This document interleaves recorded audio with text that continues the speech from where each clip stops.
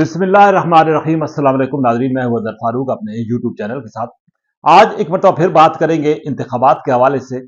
कागजात नामजदगी जो है उसकी वसूली भी शुरू हो रही है और इस हवाले से कागजात नामजदगी जमा कराने का प्रोसेस भी वो शुरू हो रहा है। इलेक्शन कमीशन ने जो शेड्यूल दिया है उसके मुताबिक 22 दिसंबर तक कागजात नामजदगी कौमी और सूबाई असम्बली के उम्मीदवारों के जमा कराए जा सकेंगे। मुख्तलिफ हलकों में उम्मीदवारों को हतमी शक्ल दी जा रही है। ताहम बात अभी आज एक मरतबा फिर करेंगे जिला तलागंग के हवाले से। वहां पर अभी भी कंफ्यूजन है कि मुस्लिम लीग नवाज किसको टिकट दे रही है। अगरचे बाकी हलकों में भी अभी फैसला तो नहीं हुआ, लेकिन कम अज कम इस हद तक तो मालूमात हैं कि कौन सा उम्मीदवार किस हल्के से इलेक्शन लड़ेगा। पुठवार डिवीजन समेत मुख्तलिफ जो हल्के हैं उनका मुख्तलिफ खाका जो है वो आपके सामने मैं रखूंगा। लेकिन आज एक मरतबा फिर बात करेंगे जिला तलागंग में। जिला तलागंग में साबिक जिला नाज़िम सिद्दार गुलाम अब्बास को, जैसे कि पहले हमने कहा था, कि कंसिडर किया गया कि उनको कौमी असम्बली का इलेक्शन NA 59 से लड़ाया जाए। इस हवाले से तकरीबन मामलात भी फाइनल हो चुके थे और उनके हक में पार्टी की लीडरशिप भी फैसला दे चुकी थी। लेकिन मसला वहां पर दरपेश आया जब साबिक MNA सरदार मुमताज खान टम्मन के नवासे और साबिक गवर्नर और साथ ही साथ साबिक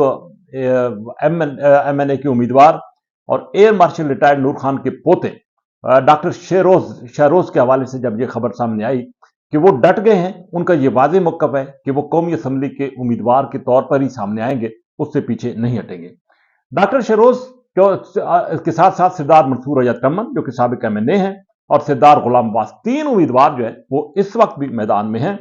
लेकिन अब मसला ये पेश आ रहा है कि साबिक जिला नाज़िम सरदार गुलाम अब्बास को इस हल्के में वो पजीराई नहीं मिल रही जिसकी तवक्को की जा रही थी, क्योंकि अगर उनको नून लीग टिकट देती है तो सरदार मंसूर रजा टम्मन और डॉक्टर शहरोज टम्मन जो है वो जो है आप खुद उम्मीदवार चुके हैं, वो कोई भी फैसला कर सकते हैं। शहरोज टम्मन ने वाज़ेह तौर पर कहा है कि वो कौमी असम्बली का इलेक्शन लड़ेंगे, सूबाई सीट पर वो एडजस्ट नहीं होंगे।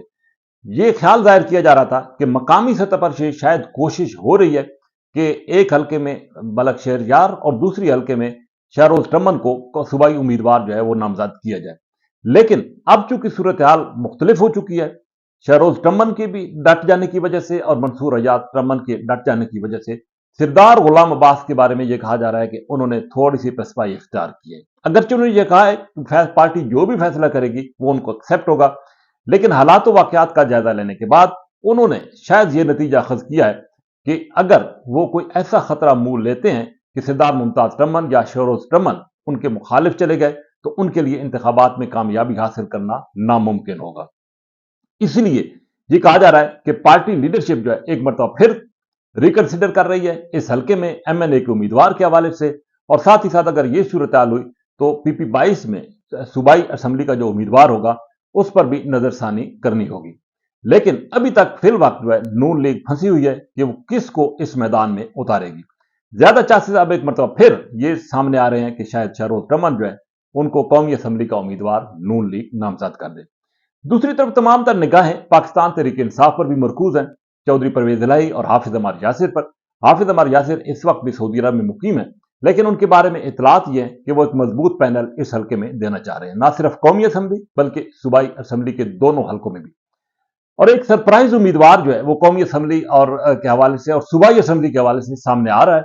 जिसके बारे में यह कहा जा रहा है कि अगर कोई पेचीदगियां पैदा हुई भी पाकिस्तान तहरीक इंसाफ के इन दो उम्मीदवारों के हवाले से, जैसे कि चौधरी परवेज इलाही या हाफिज अमर यासिर साहब, तो मुतबादिल जो कवरिंग उम्मीदवार होंगे वो ऐसे उम्मीदवार मैदान में उतारे जाएंगे ताकि किसी किस्म का कोई शक व शुबा बाकी ना रहे और वो पाकिस्तान तहरीक इंसाफ के टिकट पर इलेक्शन लड़ जाए।